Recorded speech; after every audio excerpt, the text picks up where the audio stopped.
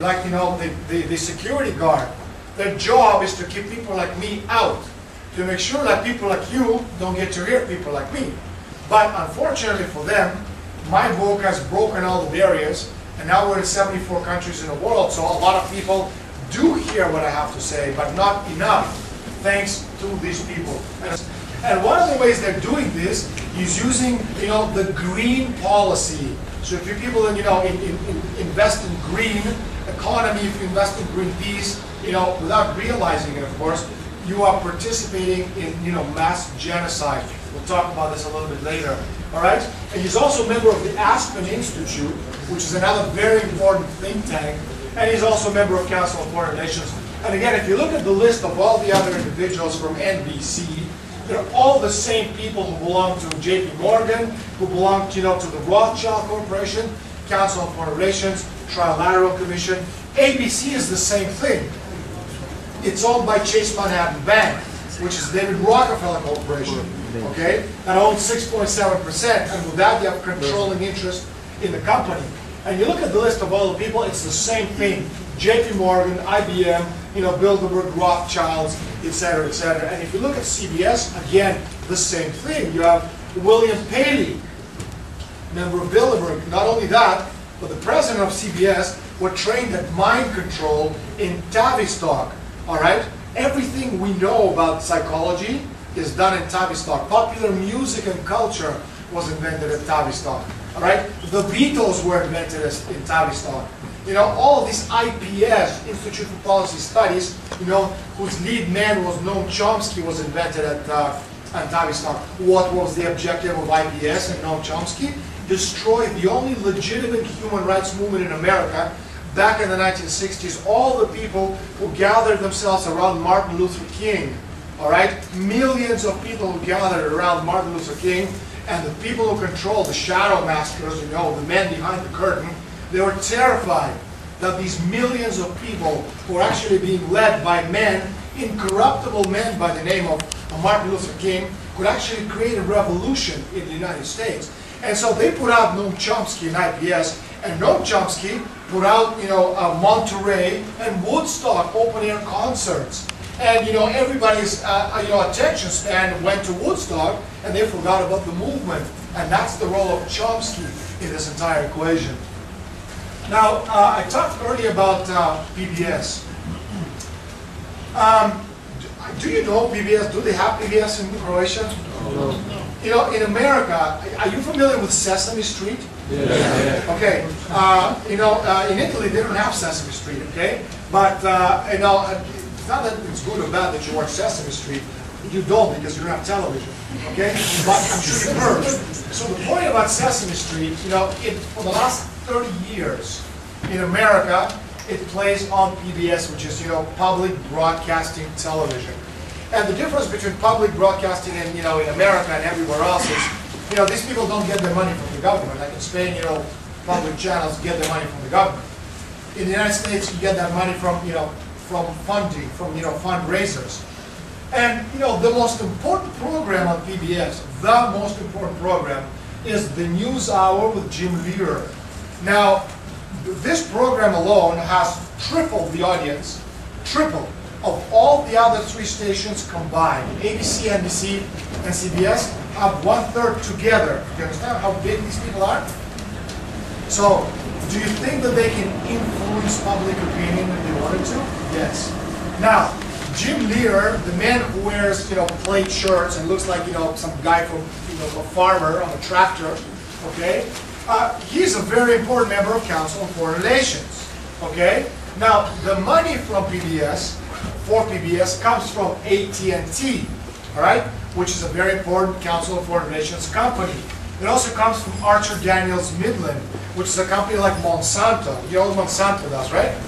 Okay? Genetically modified food. Also, the money comes from Pepsi Company, which is another CFR company whose president, Indra Nooyi, is member of Bilderberg and member of the Trilateral Commission. It also comes from Smith Barney, one of the most important financial institutions in the world. And Smith Barney is interlocked, all right, with Citigroup, the second most important drug laundering bank in the world, after Hong Kong Shanghai Bank. So, this is PBS. Now, as far as the journalists, you probably can't see it in the back, who always, do a round table. Their names are Paul Gigot, David Gergen, William Kristol, and William Sapphire. The first two represent, the progressive wing. The last two represent, the conservative wing. All four between them have, I think, 7 or 8 Pulitzer Prize, awards. That's like, 8 Oscars. All of these 4 are members of Bilderberg, members of the Trilateral Commission, and members of Council on Foreign Relations. Do you understand what I'm saying? Now, can you trust these people when they're talking about the Constitution of the United States? When they're talking about, the need to save, nation, state, republics, and Earth? I don't think so. In fact, going back in politics, not only do the, leading journalists are members of all of these organizations, every politician of note, from the left, from the right, from any independent party, were actually competing, for the presidency of the United States, going back to the 50s, belonging or to Bilderberg, or to the Trilateral Commission, or to the Council on Foreign Relations. I want to give you another example, okay, of how these relationships work. And again, it's a very dynamic system in that it changes with the time. It absorbs, and accepts new parts, new members, while excreting or eliminating, dead members like Enron or Arthur Andersen. What's interesting about, how this system works is that the system itself doesn't change, right? It's a dynamic system of political, industry, military, and economic interests, with a Venetian ultramontane Fondi system in the middle. In other words, the same system that the Venetians used 800 years ago is still being used by these corporations today. In other words, interlocked systems within systems. Now, for example, we talked earlier about Royal Dutch Shell, which is a product of British and Dutch interests. And Royal Dutch Shell and the Synergist International, they're the ones who are behind the creation of Bilderberg Group. Now, on the board of directors of Royal Dutch Shell, you have ING, which is a Dutch bank. You have AkzoNobel, which is a very important chemical company. Okay, you have Rio Tinto, which is a mineral company. You have Boeing, Lloyds, which is a very important British bank. You have UBS, which is an investment bank. And you have AXA Insurance, one of the top 3 insurance companies in the world. On the board of directors of British Petroleum, you have Royal Bank of Scotland, which is a Queen's Bank. You have Bank of Hong Kong and Shanghai, which is the most important drug laundering bank in the world. You have, again, AkzoNobel, Roche, Goldman Sachs, everybody knows who they are. Rolls-Royce, General Electric, Bank of America, KPMG, GlaxoSmithKline, which is, a medical company. And then on the board of directors of Bank of Hong Kong and Shanghai, you have Shell, Anglo American, which is a gold producer, Financial Times, all right, The Economist, Imperial Chemical Industry, etc., etc., etc. Do you see how it works? It's all interlocked. Nobody leaves. All right? It's a very dynamic system, all working together towards the same goal. And Bilderberg is just simply a medium where all of these financial interests can actually get together and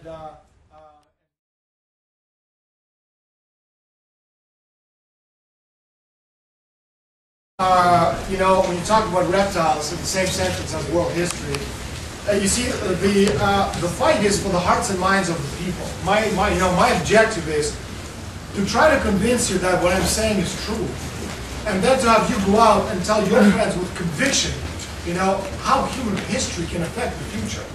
If I'm talking to you about a particular thing, and then I bring in reptiles, and you try to tell a normal person on the street, a guy who wakes up in the morning, has his toast and coffee, goes to work at 9 o'clock, comes home at 5 o'clock, watches football on television, another guy, okay, another television, and then, you try to tell him about reptiles, what do you think his reaction is going to be?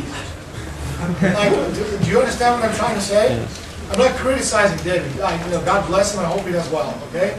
But the point is, I can never, ever, participate in anything with him at the same time. It simply discredits me because I put everything in context of history. you know, and I can't talk about these things because my, measuring stick is what I'm saying is my evidence admissible in a court of law. Understand? Yes, yes. Yes, it is. Because when I talk to you about, wealth being measured by trillions of dollars, did I say that or not? Or did I say that in an interview? I'm gonna bring it up now because it's an important point. There's a document, all right? We're talking about, important families. You talk about Rockefellers and the Rothschilds, as I said at the beginning. You know their names, they're not important, disqualifies it, okay? The really, really, really important families, their wealth is not measured in millions of dollars or billions of dollars. It's measured in quadrillions. And I didn't say quadrillions just to give you a big number. It's quadrillions of dollars. This is an example, okay? This is Krupp, K-R-U-P-P family, German industrialist. Very important. Not very, very important, but very important, okay? If you look at this bank account, okay? Now, there's $112 trillion in that bank account. That's a lot more money than Warren Buffett has. And he's apparently the most important man in the world, okay? Now, you and I have more than one bank account. We only have $10 in the bank account, but we have more than one.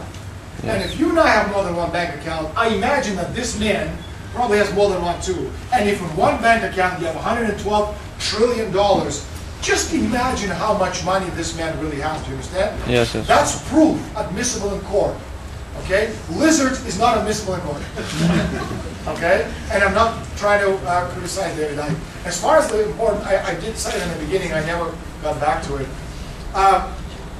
As far as the most important families in the world are concerned, I would say that as far as I have been able to ascertain or discover, and I found proof in the National Library of Florence, is the most important family is the Frescobaldis, which are the old Venetian nobles. As a matter of fact, every root of every royal family in Europe has its roots in the Frescobaldis. All right? And as far as the known wealthy people, the most wealthiest and the most powerful, much, much more than David Rockefeller and the Rothschilds, is the Queen of England. All right? Because again, think about money. Rockefeller's wealth goes back about 150 years to mid-19th century. Okay? The Rothschilds' wealth goes to 250 years. But I'm talking about wealth that goes back 1,000 years. That's a lot of years. Okay? And the Queen of England, she is our German, but also very important part of Venetian, and her Venetian roots, Marquess de Este de Venezia, which is one of the most important families, okay, going back to the house of Azol, A-Z-O-L-L. Okay? Half of Venice is owned by that family. Okay? That's the roots of the Queen of England. So, there's a lot of stuff that David Icke, I've read some of his stuff. There's a lot of stuff which is very interesting, and I know that some of it is true, because I can prove it. But also there's some stuff which, for the lack of a better word, is questionable. Okay, and let's, just leave it at that. Next question, please. Yes. What is Vatican's role in all this story? Have there been any Vatican representatives at Bilderberg meetings? And I'm sorry, have the Vatican, you said? Vatican and Pope. What is his role? And the Pope has never attended any Bilderberg meeting. There are there are publications such as World Man Daily, which is a good information source, but they do a lot of disinformation, right-wing disinformation as well in the United States. They said that in one meeting the Pope doesn't attend these meetings. The idea, the church in this sense, and Bilderberg, they're actually more or less the same thing, controlling the hearts and minds of the people.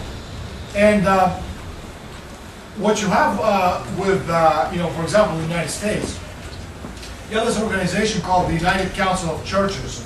I'm not sure if you're familiar with it. It's an umbrella group for all the Protestant groups in the United States.